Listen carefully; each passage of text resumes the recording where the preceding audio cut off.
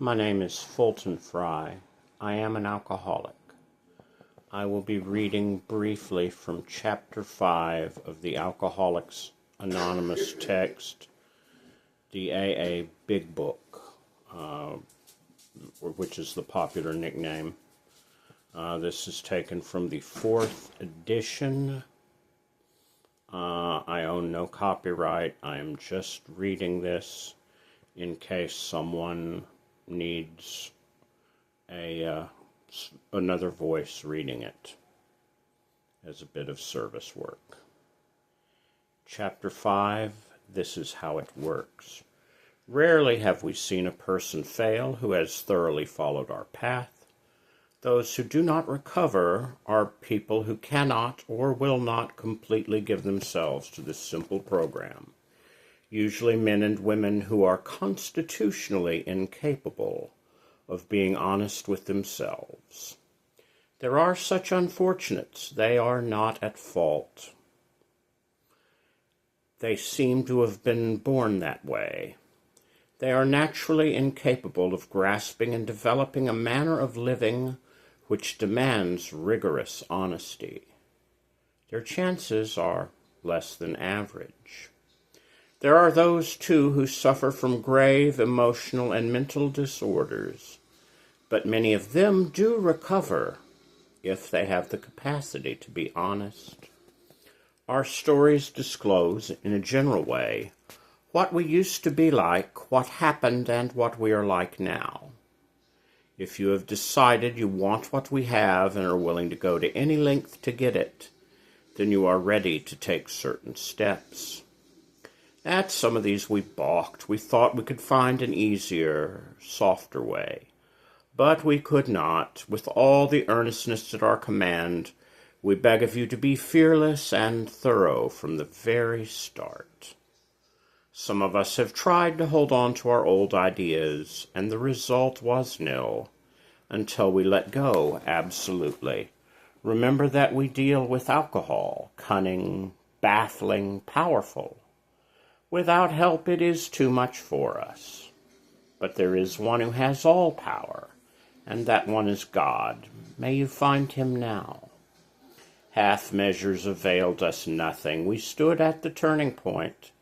We asked his protection and care with complete abandon. Here are the steps we took, which are suggested as a program of recovery. 1, we admitted we were powerless over alcohol and that our lives had become unmanageable. 2, we came to believe in a power greater than ourselves who could restore us to sanity. 3, made a decision to turn our will and our lives over to the care of God as we understood him. 4, we made a searching and fearless moral inventory of ourselves.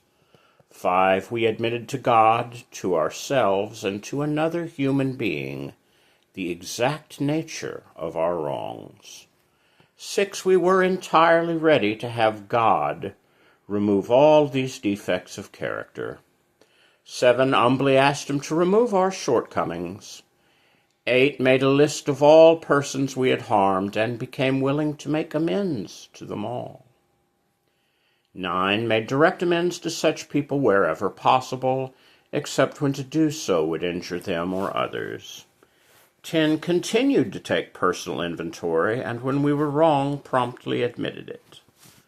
11, sought through prayer and meditation to improve our conscious contact with God as we understood him, praying only for knowledge of his will for us and the power to carry that out.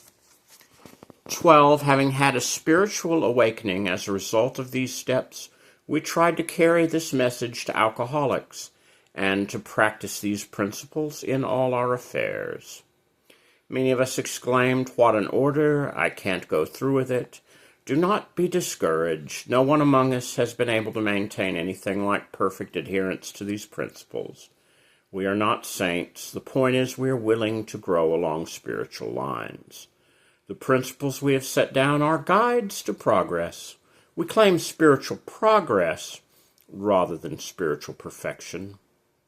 Our description of the alcoholic, the chapter to the agnostic, and our personal adventures before and after make clear three pertinent ideas. A, that we were alcoholic and could not manage our own lives. B, that probably no human power could relieve our alcoholism. And C, that God could and would if he were sought. Again, I am Fulton Fry. My sobriety date is 7/18/2023, and for that I am as grateful as I know how to be.